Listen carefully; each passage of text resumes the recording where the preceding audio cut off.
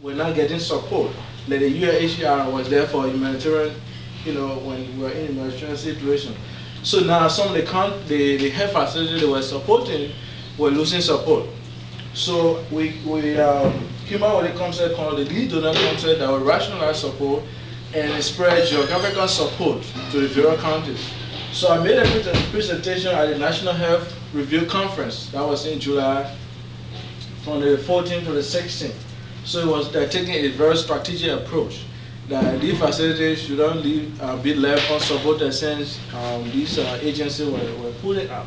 So basically, I interfaced with all the donors, the DFID, USAID, Irish Aid, and ECO, the EU. It's my responsibility to liaise with them and tell them what we need to do together. Because before, it was the donor coming in and telling you, you need to do this. But now is since most of the medical programs were there during the crisis, now trying to run a very horizontal program.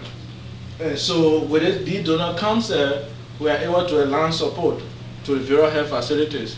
So this concept was developed and was approved by what they call the HSCC. The HSCC is a Health Center Coordinating Committee.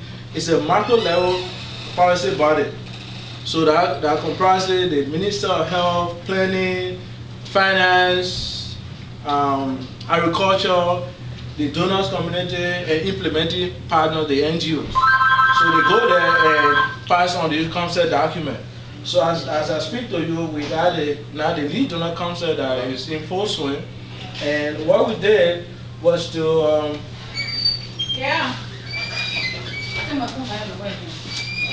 look at all the countries. I got a map here. Let me just, I don't know what you can see here. Hi guys. Okay. It's right here. Okay.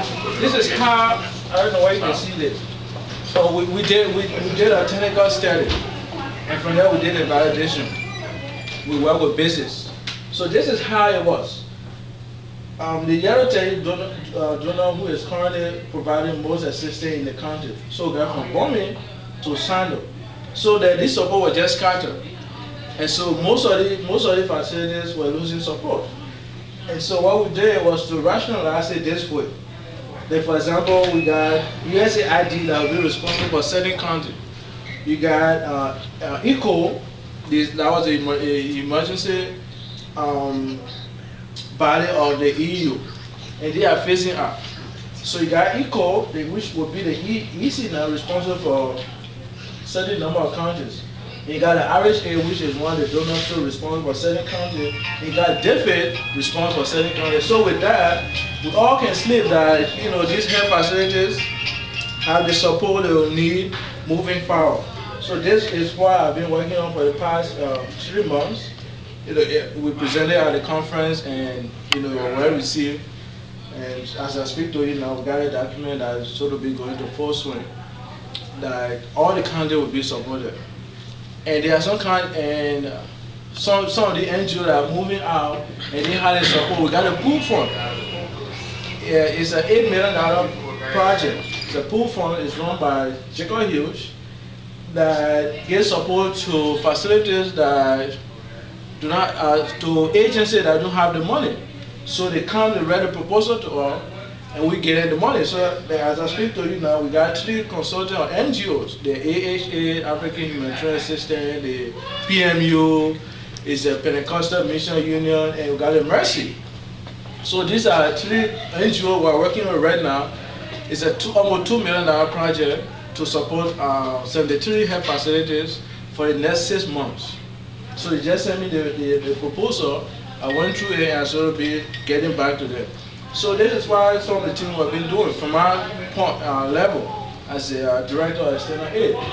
Now, when I came, a lot of people asking me how things are, what the situation there with job and everything. And like I told people, it depends which way you want to go. Because when I got there, the first thing I did was to read the newspapers. I saw the advertisement about the Top 10 program, the project coordinator.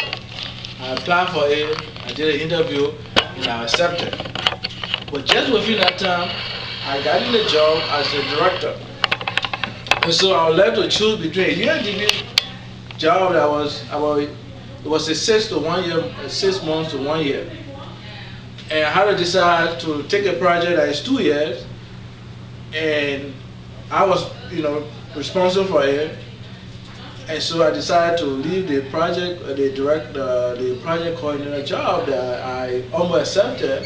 But the only difference was that they have medical insurance, and the ministry doesn't have medical insurance. But I think with my level there, I've been able to make a lot of strides to run it program, because they needed somebody to come and mobilize resources. Jacob was doing it, but saying he was heading the pool fund, and we went through the process. And finally for me, Jacob was sitting in the interview, Jacob from the Humphrey. And so right after the interview, like, okay, I'm from the Humphrey too. He did the same program. Jacob, he did the same program. So he encouraged me, like, this is the country, I think you should take this. So, I decided to take it. And so when you go back home, it's not about government. Like I said, government can't do everything. But in the private sector and other areas, every day they advertise jobs. Every day. And they're looking for, the professionals.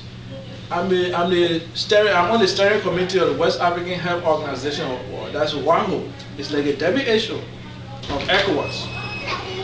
They got programs they can't even run because they don't have the professionals. The last time, Dr. Pacado had to ask me to send the 2 advertisements out because they are looking for professionals in the sub-region. And so the money sitting there, they just sent me 2 invitations asking somebody, they got a mental health program they want to run, and they got an HIV program. They don't have the professional for them. So, the notion that there's no job there, the jobs are there. But you gotta look for it, you gotta be persistent. I got there, the first 3 weeks I was really frustrated. Because the first thing is that I had to take water, in the bucket to take bath. And I was not used to that for 10 years, I didn't do that. You gotta flush the commode and those things. But when I decided to stay, somebody told me, look, pretend that you've never been to America before, that you live here throughout. So you got to change that mindset that you are in Liberia. So I got adjusted, and what it happened. So it's just incumbent upon everybody to look at it from that perspective, that this is our country. Only Liberia can help rebuild our country. We can't say from the outside, like, okay, we're going to do it from the outside. But we got to be there, no matter how it is. There are problems, there are going to be problems, no such thing is perfect. So this is some of the work I've been doing with the Ministry of Health. It's a 2 to 3 years contract. I'll be running to actually mobilize resources for the ministry. So we're going to open this up for discussion. I know some of you have been there and you know the situation, so we can all share ideas and see, come up.